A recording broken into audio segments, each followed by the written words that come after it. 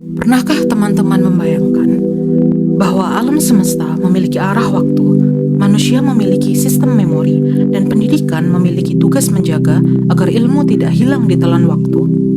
Pada episode ini, kita akan membahas tentang entropi, sebuah konsep yang menjelaskan mengapa segala sesuatu secara alami cenderung bergerak menuju ketidakteraturan dan mengapa pendidikan memiliki peran penting untuk melawan kecenderungan itu.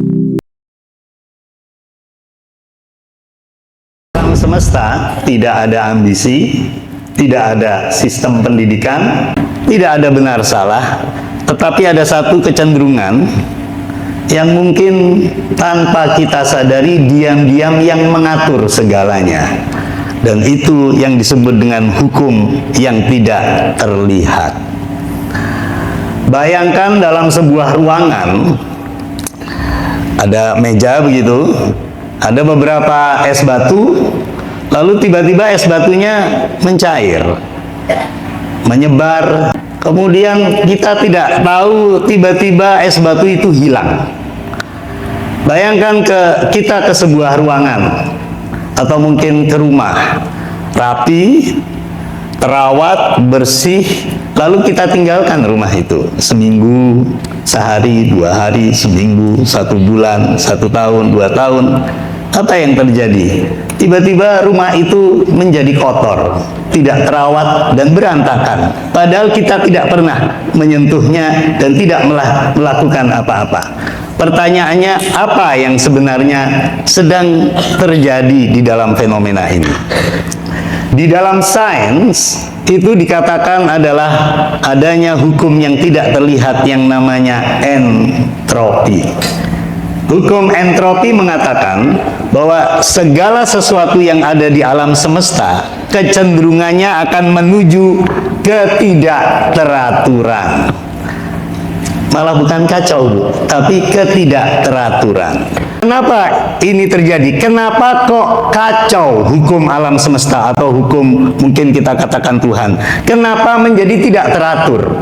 Di dalam hukum entropi, kalau kita bayangkan ada sebuah dadu, kita masukkan ke kotak, maka kira-kira kemungkinannya bola itu atau dadu itu tersusun teratur lebih banyak atau lebih sedikit? Lebih banyak atau lebih sedikit dibandingkan semrawut bentuk bolanya? Akan lebih banyak yang semrawut. Jadi mungkin ada 1 hingga 10 keteraturan, tetapi mungkin ada 1.000.000 ketidakteraturan. Jadi hukum alam semesta itu cenderungnya menuju ketidakteraturan. Untuk menjadi berantakan itu jauh lebih banyak kemungkinannya daripada untuk menjadi rapi. Jadi kalau Bapak Ibu berada dalam situasi tidak rapi, itu adalah default alam semesta. Itu tuh memang otomatis alam semesta itu seperti itu. Sehingga kalau untuk mau menjadi rapi, butuh energi untuk merawatnya. Jadi entropi atau hukum ini secara global kecenderungannya selalu meningkat, tidak menurun. Apa itu meningkat? Saya ingin katakan begini, apa itu meningkat? Tadi ketika kita melihat benda padat, yang es batu tadi itu sebenarnya kenapa kok bendanya tiba-tiba padat, tiba-tiba cair?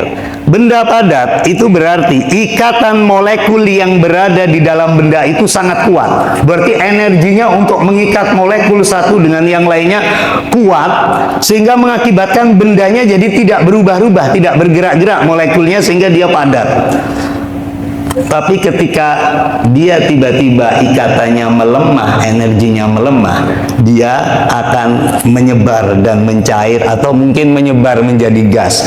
Jadi maksudnya ketika bendanya padat, energinya besar, tingkat ketidakteraturannya menjadi rendah. Atau ketika bendanya itu padat, keteraturannya menjadi tinggi, berarti itu namanya entropi rendah. Tapi ketika ikatannya kurang, energinya rendah, entropinya naik karena ketidakteraturannya menjadi tinggi. Jadi di alam semesta ini, karena ini menyebar nggak karuan, kecenderungannya entropinya naik, energinya mengecil satu sama lain. Maka pertanyaannya, apa yang membuat energi itu akan bisa kuat dan membesar? Di dalam alam semesta, energi itu harus mengalir, tidak boleh berhenti. Kenapa kok energi itu harus mengalir? Bayangkan kalau ada energi yang datang menumpuk di dalam satu titik, maka lama-kelamaan molekul yang sangat kuat itu akan menjadi panas. Dan ketika panas itu sangat tinggi, dia akan membuat tekanan yang juga tinggi. Dan ketika tekanan itu sangat tinggi, melebihi kapasitas wadahnya, maka yang terjadi adalah meledak. Difusi, nuklir dan sebagainya, itu adalah kekuatan energi yang sangat besar, sehingga kalau tidak bisa ditempatkan dalam wadah yang tepat, dia akan meledak dan ledakannya sangat besar, membuat kekacauan yang terjadi di mana-mana. Nah, sekarang pertanyaannya, hukum energi yang ada di alam semesta ini kira-kira akan tersimpan atau akan tersebar? Ketika Bapak Ibu menerima energi matahari, energi itu sampai ke bumi, entropinya rendah karena energi matahari itu sangat tinggi. Karena kalau tidak tinggi, dia tidak bisa dipakai untuk fotosintesis tumbuhan. Dan kalau energinya tidak tinggi, tidak akan bisa dipakai oleh Bapak Ibu untuk tubuhnya menjadi lebih sehat, tulangnya menjadi lebih berkembang. Sehingga energi matahari itu sangat tinggi, kemudian ditangkap oleh bumi. Kalau aliran energi itu harus kuat, maka segala kejadian yang ada di bumi ini harus cepat-cepat mengalirkan energi itu ke langit dan ke angkasa. Karena kalau energi dari matahari itu tidak dialirkan ke langit dan ke angkasa, apa yang terjadi? Bumi semakin panas. Ketika semakin panas dan didiamkan, maka bumi akan meledak, mengembang, dan boom!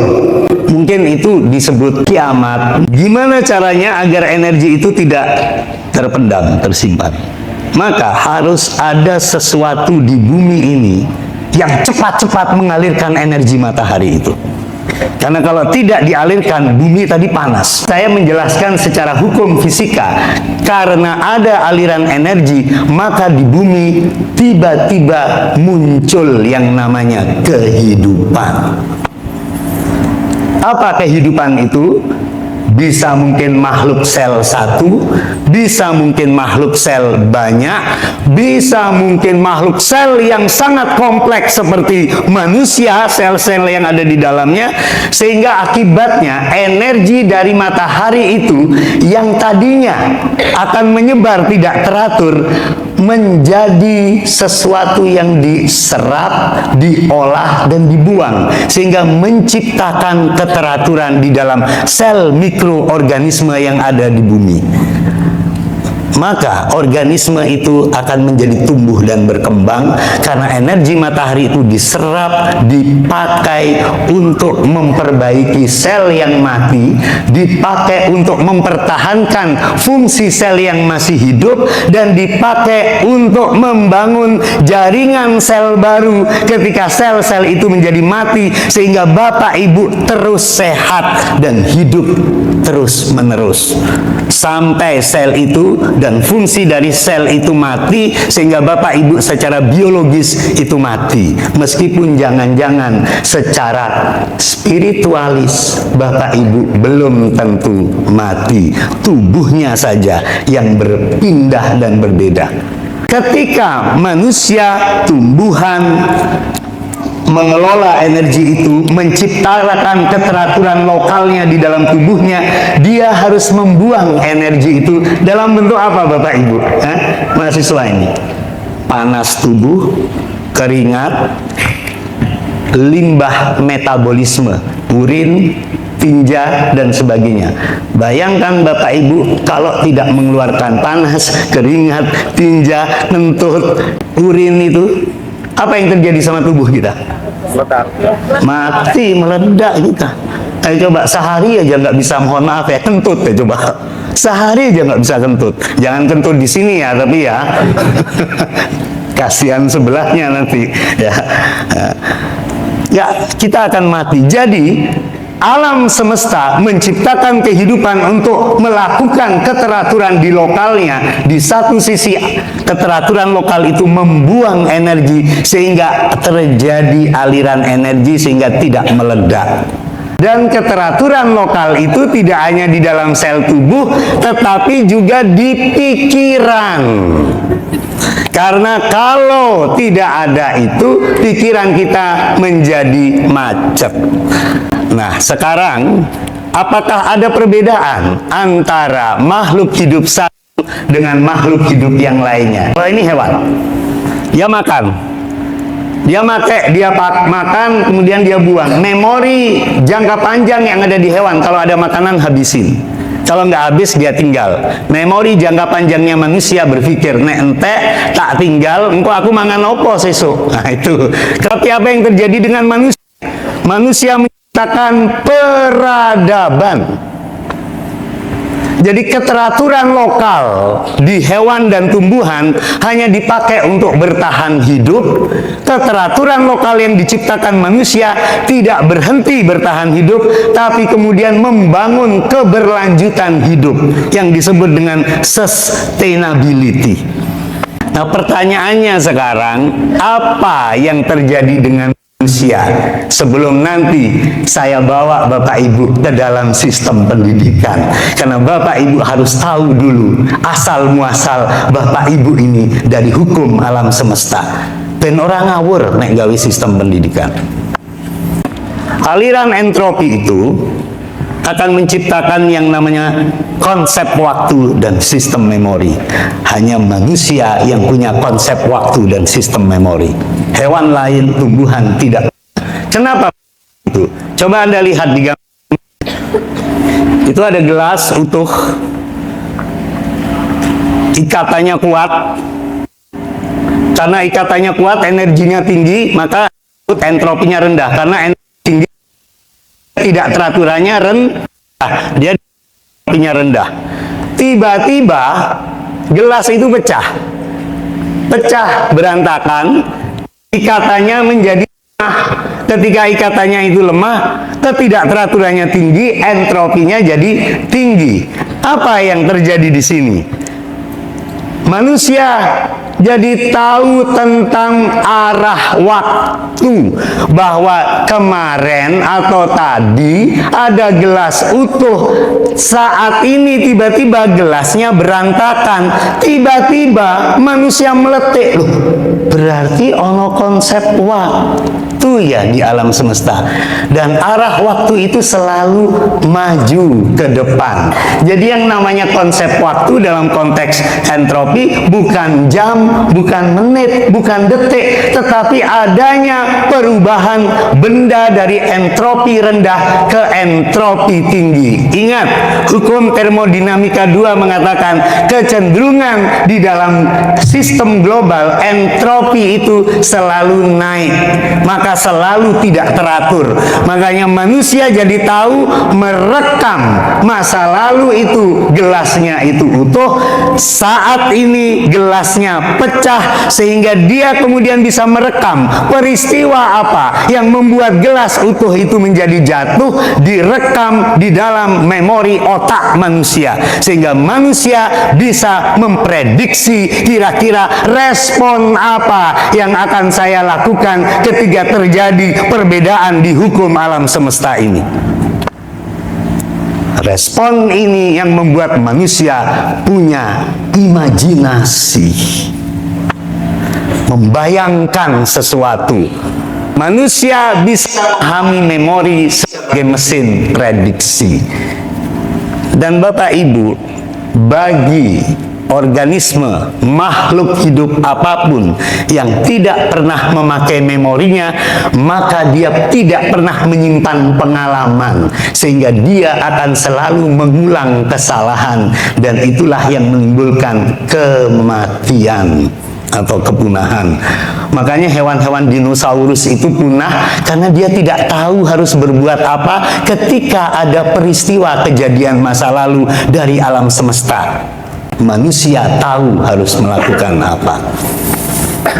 Bagi makhluk hidup yang bisa menyimpan memori, dia tahu pengalaman, dia bisa mengenali pola sehingga dia bisa survival hidupnya, dan tidak hanya survival hidupnya, dia menggunakan pola masa kini dan masa lalu itu untuk memprediksi kejadian apa yang akan terjadi di masa depan sehingga dia bisa menghindari dari sesuatu hal yang negatif.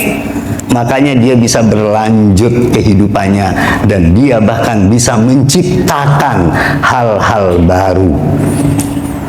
Jadi Anda bisa duduk seperti ini karena Anda punya kecerdasan memori. Jadi makhluk hidup hanya manusia yang tidak sekedar makhluk hidup, dia punya memori sebagai bab utama untuk memprediksi kejadian saat ini dan masa depan. Pertanyaan saya kepada Bapak, Ibu, dan adik-adik mahasiswa, apakah Anda dan anak didik Anda sering melatih kecerdasan memori ini untuk memprediksi masa depan, atau Anda sekedar terjebak pada menjawab kunci jawaban? Tanya kepada diri sendiri, gak usah saling menyalahkan satu sama lain. Tanya dirimu sendiri, apakah Anda sedang menjadi manusia atau Anda sedang menjadi robot hidup? Jadi kalau Allah menjaga kehidupannya dengan terus mengalirkan energi, menyerapnya, mengelolanya, kemudian melepaskannya kembali sehingga melahirkan yang namanya kehidupan, mestinya begitu pula dengan guru. Ketika Anda semua mahasiswa ini mendapatkan ilmu baru, insight baru, kebijaksanaan baru, wawasan baru, perspektif baru, maka jangan dipakai untuk dirinya sendiri. Jangan hanya disimpan untuk dirinya sendiri, karena kalau Anda menyimpannya sendiri akan meledak tubuh Anda itu karena tidak sesuai dengan hukum alam entropi tadi. Maka cara Anda adalah melepaskannya. Bukan dalam bentuk ampas tadi itu ya, tapi melepaskannya, menyebarkannya dalam bentuk pengalaman baru, praktek baru, nilai-nilai baru yang ketika itu disebarkan kepada guru-guru lain, maka guru lain akan mendapatkan energi entropi rendah dari Anda atau energi tinggi dari Anda, sehingga guru lain akan menjadi hidup dirinya, bangun kembali yang tadinya mati menjadi bangun kembali, dan ketika guru lain itu mendapatkan, dia alirkan kepada guru lain sehingga guru lain itu akan menjadi hidup, dan akhirnya akan menciptakan keteraturan lokal di antara guru sehingga terbangun peradaban sistem pendidikan yang baru di tengah-tengah bangsa ini, dan akhirnya kita akan melepaskannya ke alam semesta dalam bentuk entropi yang meningkat. Kalau itu yang terjadi, maka kita sebenarnya sedang menjaga alam dan planet ini.